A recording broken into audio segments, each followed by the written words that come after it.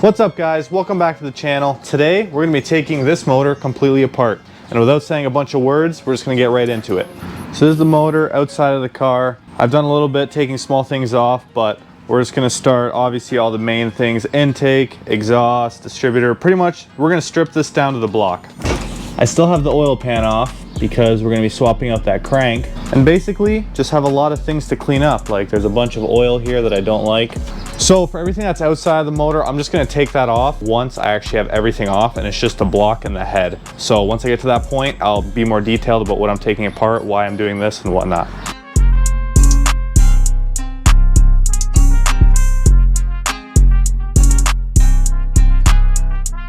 Surprisingly, some of the bolts like this one and this one were kind of hand loose already.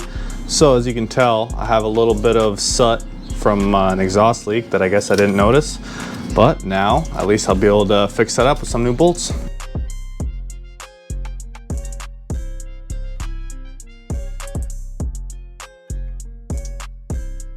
Now, one thing I did want to show you guys, I got the VTEC solenoid off, and hopefully I'm going to go more into the light here. But since this motor had Rodknock, spun a bearing, whatever, if you look in here, hopefully you guys can see that all the shavings are caught in that screen from the bearing.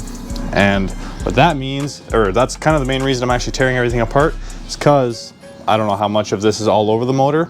So I'm gonna need to tear it apart, clean the block, clean the head, and put it all back together. And just like that, the motor is completely torn apart. Well, I should say the outsides anyways. Now we're gonna get into taking off this. This is the oil pump. Flip it over and take off the crank.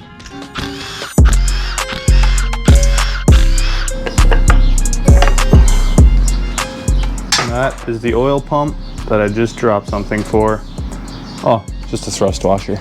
All right, so we got the oil pump off here. Next is gonna be disconnecting all the rods, and I'm a little bit excited to see what this dark one's gonna look like.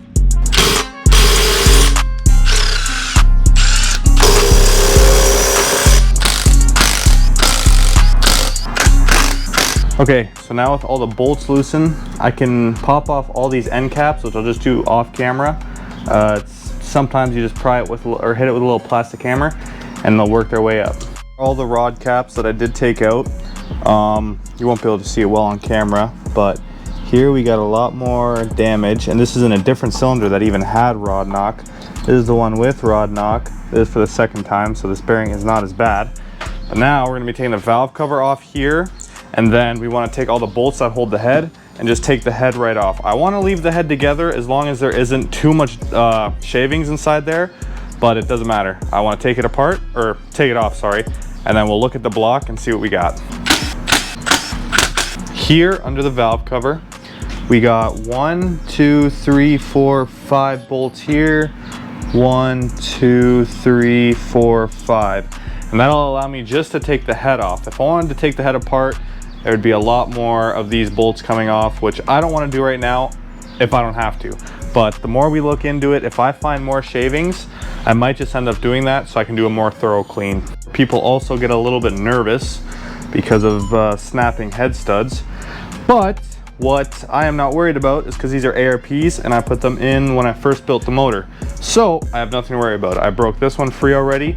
Now I'm gonna do the rest. I would do it on camera, except I have nobody to hold the camera for me and I need both my hands. So like I said, I had no issues breaking all the nuts loose that hold the head down. Here they all are. I already talked them out. There's a bunch of washers, or each one has a washer, but I'm just gonna take the head off because I think that'll just be easier to grab the washers. I don't have a magnet on me. But I wanna set the camera up somewhere so you guys can see the head being removed, which I'll do right here. Hopefully that's a good view.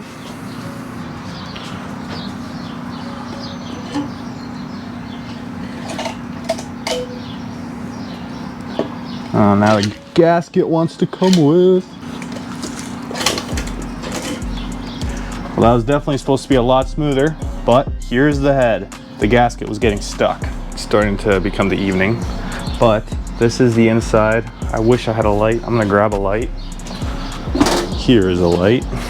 Phone. So this is what the inside of the cylinders look like. I just got to remember that the arrows are pointing that way. I'm going to label each one 1, 2, 3, 4, so I put them all back in the right spot. It's actually the last time when I was working on this motor, it was November 6th. And that's when I first got the block back from the machine shop. I'll show you the post here. But it's just crazy to think that at what point I was putting this thing back together, and here I am putting it, or taking it all apart again. But that'll be the end of the video today. I have some work to do on the block. I gotta bring it to the machine shop, clean up the head, clean up the parts, order everything I need so that I'll be able to rebuild this properly. And hopefully that'll be soon, because I really miss my car and I'm really excited for it. So I hope you guys stay tuned, and I'll see you when I put it back together. Peace.